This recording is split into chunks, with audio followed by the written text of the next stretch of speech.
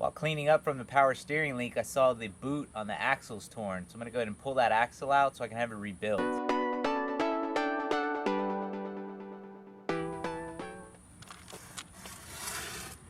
And here's the boot. Torn right there. You can see as this would spin, it's gonna fling that grease everywhere. And since I just got everything clean, I'm gonna make sure I get that repaired before putting everything back together. Okay, so I'm gonna pull these 12mm bolts.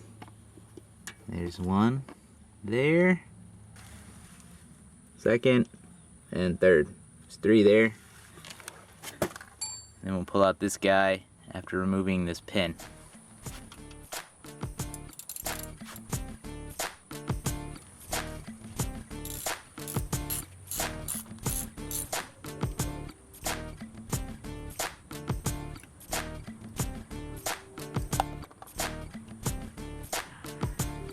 That broke. I'll have to get a new one.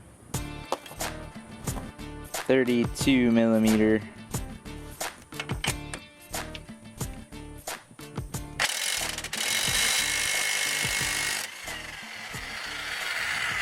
Sometimes you can remove the axle by just turning the wheel and popping it out of the back, but this one I'm gonna have to lower the whole assembly forward by removing these bolts up here on the shock.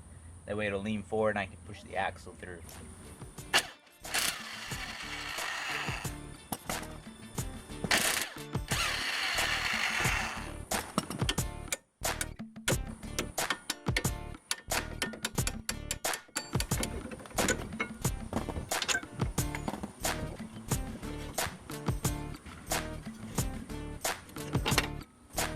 Get something to brace underneath it and then pop this axle out.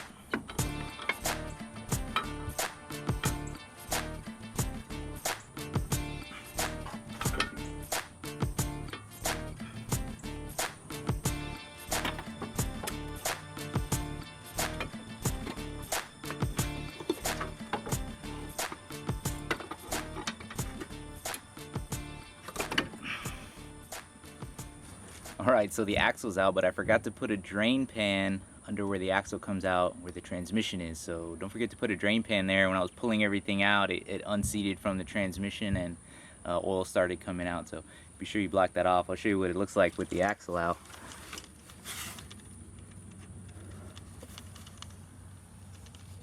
And that's where it goes in. I'm also going to buy that seal. You want to replace that seal when you replace your axles. And pick up some gear oil. We'll go from there. Alright, so today's the day. I got all the parts in for the axle. We're going to go ahead and start off by draining the transmission. Then we're going to replace the seal, put in the new axle, and fill it up with some fresh Redline MT90.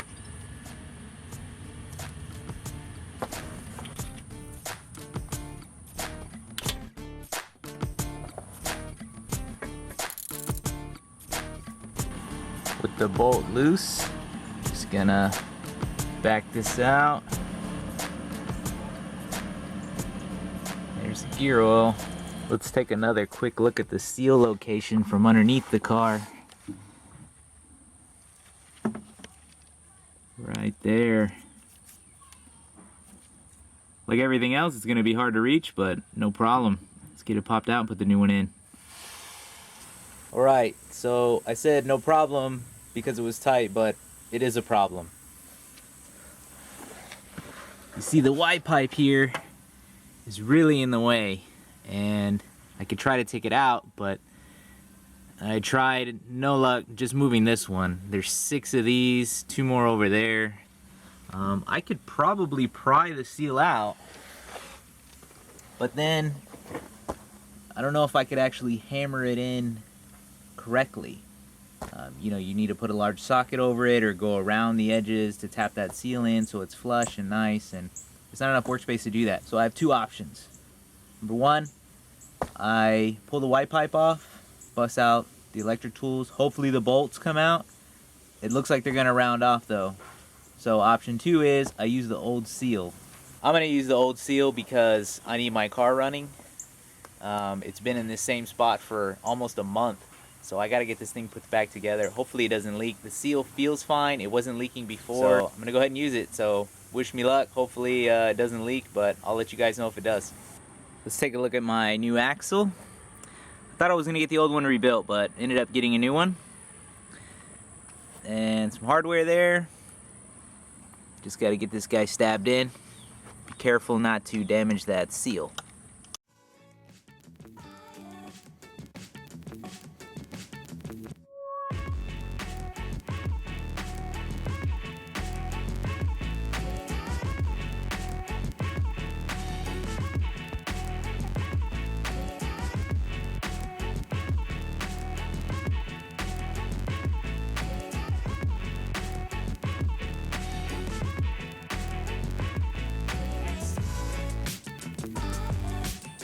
I'm gonna get them hand tight and I'm gonna hit them with the gun.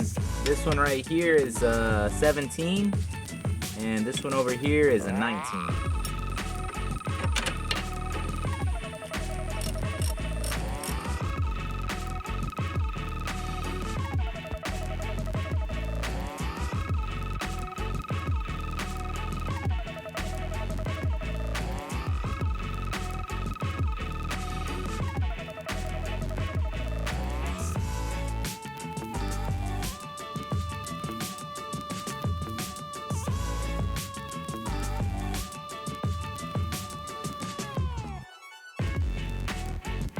I did pick up some new cotter pins right there.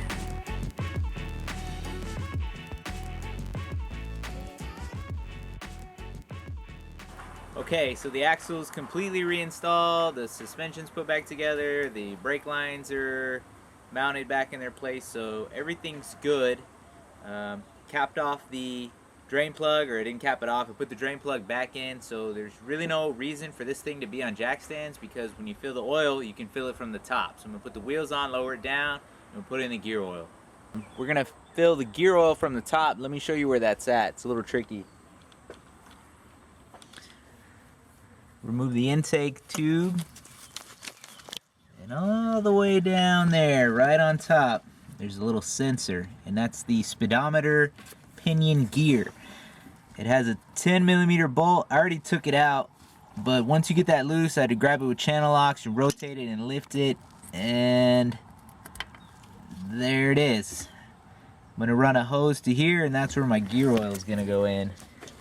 So I got this to fill up the gear oil. It's got measurements for quarts and ounces. Now the field service manual and the owner's manual calls for 2 3/8 quarts of gear oil into the transmission. So I had to look it up online. It translates into roughly 72 ounces. So I'm going to fill it up with 2 quarts and then measure out the last 10 to 12 ounces with this measurement on the side. This thing was like $6, so you can grab one of these, slide it right in. So I got the gear oil ready. We went with the Redline MT90.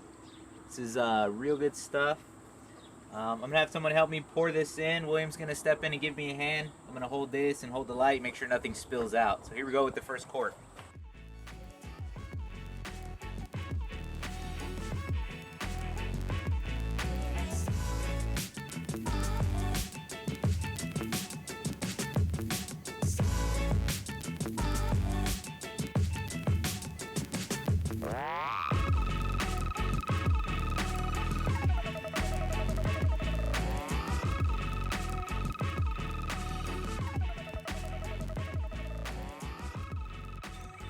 Okay, I'm gonna go ahead and start it up, let it warm up a little bit, check for leaks, but I think we're pretty good.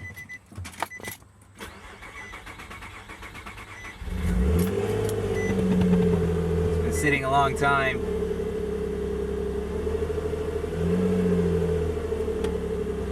So far so good. I'm gonna take it for a little cruise around the block and then see how it looks.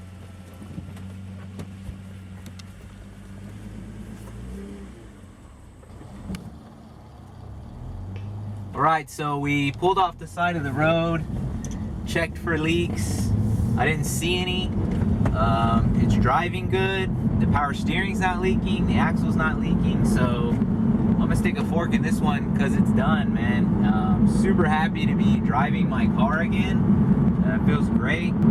The axle, for what it's worth, popped it out. You know, the new one went back in. I really wish I could have got to that seal, but I couldn't. But it looks like it's holding up for now. The gear oil feels great. Red line's always good stuff. I highly recommend. So that's pretty much it. I appreciate all you guys for watching it.